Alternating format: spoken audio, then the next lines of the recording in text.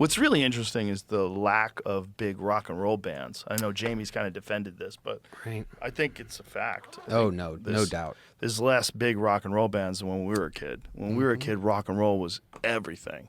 It was like rock and roll, and if you liked rock and rap, like you were a weirdo, you know? Yeah. Like I really became a rap fan, like almost like silently, like secretly. Because you had to be a rock fan. If you loved rock music and you went to rock concerts, like that's all you liked. But I was like, yeah, but this is good too. Oh yeah. You know, I'd like listen to Ghetto Boys. I'd be like, you gotta listen to this. Come listen to this. Shit is awesome. Yeah. Oh, my range is absolutely ridiculous. Well, our green room. I just got Roy Orbison on vinyl. Ooh. Oh yeah. Pretty woman. Oh my God. And again, that's one. We're gonna be in trouble for that. Probably. Fuck. Fuck.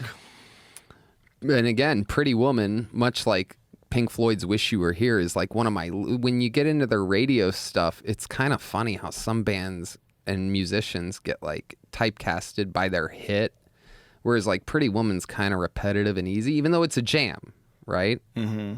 But his other songs that like I hadn't even heard before, because I'm like, this guy seems like he has some hits, and he does, man. And you know, what I mean by the Pink Floyd thing is it always fascinated me that people go, oh yeah, I like Pink Floyd, Wish You Were Here, Another Brick in the Wall, and it's like, damn it. It's because those are their radio songs, because they can't play an 11-minute long Shine On You Crazy Diamond or all their real hits, that they're real Echoes, which is like 17 minutes and goes slow and fast and bluesy and then jazzy and this and that. Yeah, there were so many songs like that, especially from like the 70s, where they just took wild chances and had long-ass songs. Like famously, Freebird.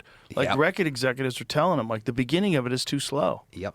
And they're like, nope, this is the song. Exactly. This is what it is. Bohemian Rhapsody. Yep. There's another one. Yeah. Whole Lot of Love. Yeah. Whole Lot of Love has 1.5 minutes of fuck sounds. Mm-hmm. And cymbals and shit. It's weird. I only recently got to see the Queen movie, whatever that is. Is that Bohemian Rhapsody? I believe so. Whatever they call it. I haven't seen it. Yeah. Well, I walked in on a part where it's they're at the record executive's office, and he's going, this can't be the main single off of this thing. And Freddie Mercury's like, dude, it fucking has to. And I'm obviously not quoting this, but and the record exec's like, man, you're saying gibberish at points. It's slow with a piano. You're saying things that don't even make sense, and it's fucking 8 minutes long. Like, what are you thinking? And they're arguing back and forth and back and forth. And his bass player or guitarist or one of the guys that's in the meeting with this record exec sitting behind a big fancy desk points at the wall and goes, so you were the record exec that made this, huh? And he points at Dark Side of the Moon. And you see the record exec go, oh, fuck. Because what the fuck was that? It starts with a heartbeat, has no words for the first however long. Also, what is the deal with it aligning with The Wizard of Oz? Crazy. Roger says it's just coincidental. I know. But it seems like the universe organized it. Yeah. It almost seems like evidence of the simulation. Yep. Because it's so good. The way it lines up. Yeah. It's too good. I've always said it's the craziest coincidence of all times. I feel like it's evidence of the simulation. Mm-hmm. There's something about it. There's evidence of like some weird, bizarre synchronicity between those two pieces of art. Yeah, the producing that would have been near impossible. Impossible. Not like you couldn't, but just the amount of planning and figuring things out. The technology then would have been so hard to do. Oh, yeah, so hard.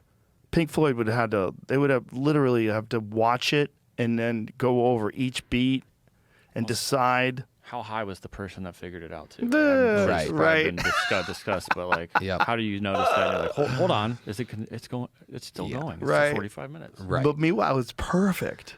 Like we've watched it before. Yeah. It's perfect. The lyrics are the scariest part. God. Which one is which? At one point, the only moment when both the good witch and the bad witch are there. Yeah, it's nuts. And the wildest one to me is always when she's balancing on the thing, in black and white and with the other farmers around, and on the run, that crazy blah, blah, blah, blah, blah, blah, blah, blah starts, and she falls off at that exact moment, and chaos is happening. Nuts. It's crazy. Is there a why in that conspiracy? Like why would they have done that? Just to do it? Just for funsies.